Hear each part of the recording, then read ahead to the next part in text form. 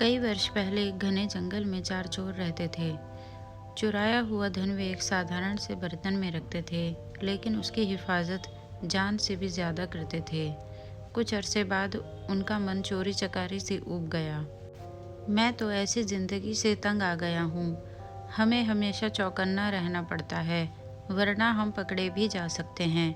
एक ने अपना दुखड़ा रोया। हाँ, मैं भी चाहता हूँ कि हम लोग एक शांत सच्ची जिंदगी जिएं।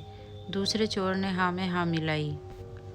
बहुत अच्छा, हम जंगल छोड़कर किसी ऐसे शहर चलते हैं जहाँ हमें कोई जानता न हो।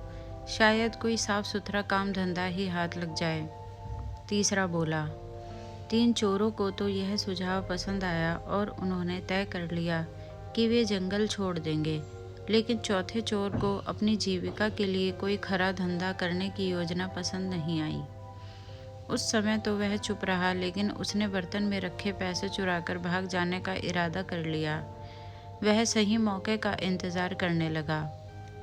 चारों चोर एक शहर पहुंचे और वहां एक धर्मशाला में रुक गए। उनमें से 2 शहर के बारे में कुछ जानकारी हासिल करने निकल पड़े।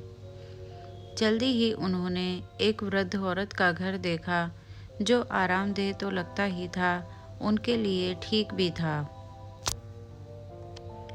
दोनों ने धर्मशाला लौटकर अपने साथियों से वृद्धा के घर का जिक्र किया। वे भी सहमत हो गए और चारों चोर उस घर के लिए निकल पड़े। हम चारों व्यापारी हैं, एक चोर बोला, और इस शहर में कुछ काम धंधा शुरू करना चाहते हैं। हमें आपका घर पसंद आया और इसके कुछ कमरे किराए पर लेना चाहते हैं। हम जब तक यहाँ रहेंगे आपको अच्छा किराया देते रहेंगे। दूसरा बोला। बुढ़िया बहुत खुश थी और उसने अपने मेहमानों की खूब खातिरदारी की। आप यहाँ जब तक चाहें रह सकते हैं। वह मुस्कुराई। वह प्रसन्न हुई कि उसे अच्छे किराएदार मिल गए हैं। चारों चोर पता लगा चुके थे कि वह बहुत नेक और सच्ची औरत है, जिसे पराई दौलत का लालच नहीं है। इसलिए उन्होंने अपना पैसों से भरा बर्तन बुढ़िया को संभालने के लिए दे दिया। कृपया इस बर्तन को ध्यान से रखिएगा। एक ही शर्त है, इसे देना तभी जब हम चारों साथ में इसे मांगने आए। ठीक है, बुढ़िया ने बर्तन लेते हुए कहा। वह अपने घर के पिछवाड़े गई और देखने लगी कि कोई देख तो नहीं रहा। जब उसे तसल्ली हो गई तो उसने जमीन खोदकर उसमें बर्तन डाला और उसे वापस मिट्टी से ढक दिया। चारों चोर कुछ काम धंधे की तलाश में शहर चले गए। जल्दी ही वे काफ़ी थक गए और बुढ़िया के घर से कुछ ही दूरी पर खड़े वट वृक्ष के नीचे बैठकर सुस्ताने लगे। तभी एक औरत लस्सी बेचती हुई वहां से निकली। चोरों ने थोड़ी लस्सी खरीदने का निश्चय किया। लस्सी बहुत स्वादिष्ट थी। उन्होंने सोचा कि दोपहर के भोजन के साथ पीने के लिए थोड़ी लस्सी भी ले ली जाए। पर 3 चोर तो बहुत थक गए थे।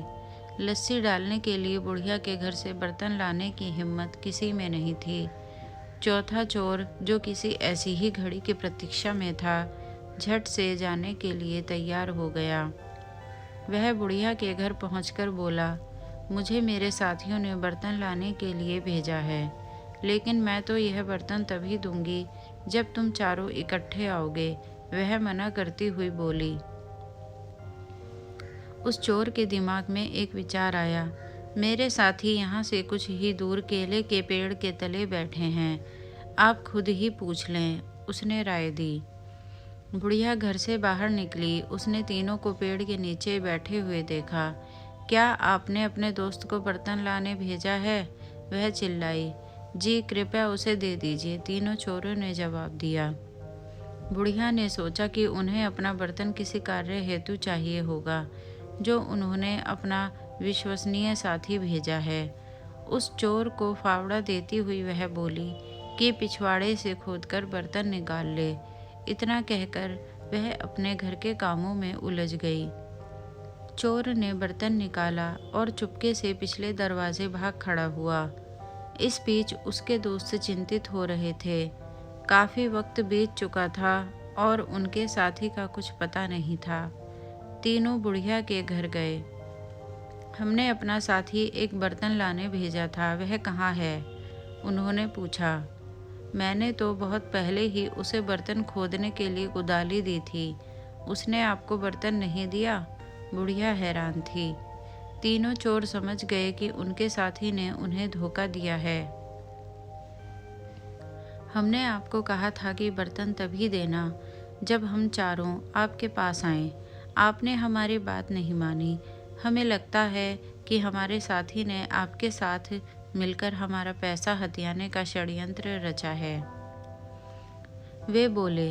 बुढ़िया बहुत दुखी हुई। वे तीनों उसे शहर के न्यायाधीश के पास ले गए और उसकी शिकायत की। न्यायाधीश ने फैसला किया कि बुढ़िया की लापरवाही की वजह से तीनों को नुकसान हुआ है, इसलिए सारा हर्जाना बुढ़िया से ही भरना होगा। बुढ़िया रोती हुई घर लौट आई। इस बीच राजा और उसका मंत्री वेश बदलकर अपनी प्रजा की परेशानियां जानने के लिए शहर के दौरे पर थे। इस बात का किसी को भी पता नहीं था। बुढ़िया को देखकर वे रुक गए और उसके रोने का कारण पूछने लगे। उसी समय आसपास ही कुछ लड़के खेल रहे थे। बुढ़िया की दुख भरी कहानी उन्होंने भी सुनी। ईश्वर करे उन तीनों को तुम्हारे साथ ऐसा सलूक करने की सज़ा मिले। उनमें से एक लड़का रामन बोला। यह सुनकर राजा और उसका मंत्री बहुत हैरान हुए। उन्होंने रामन से पूछा कि क्या वह इस मामले का फैसला कर सकता है। रामन ने आत्मविश्वास के साथ सिर हिलाया और कहा कि वह अपना फैसला राजा के दरबार में ही सुनाएगा। अगले दिन महल में दरबार लगा। रामन न्यायाधीश के आसन पर बैठा था। उसने चोरों की कहानी सुनी। तुम्हारी शर्त यही थी ना कि बुढ़िया वह बर्तन तुम्हें तभी दे जब तुम चारों उसे लेने आओ? रामन के प्रश्न पर तीनों ने हामी भर दी। बहुत अच्छा, वह शर्त पूरी करने के लिए तैयार है, पर यहाँ तुम सिर्फ 3 हो। जाओ अपना चौथा साथी लेकर आओ जिससे शर्त पूरी की जा सके। रामन ने आदेश दिया। शाबाश, क्या फैसला दिया है। राजा ने रामन की भूरी भूरी प्रशंसा की। तुम छोटे हो पर हो समझदार। आज से तुम मर्यादा रामन के नाम से जाने जाओगे और हमारे दरबार में ऐसे मुकदमों के फैसले किया करोगे। इस प्रकार रामन के फैसले से बुढ़िया को न्याय मिल गया।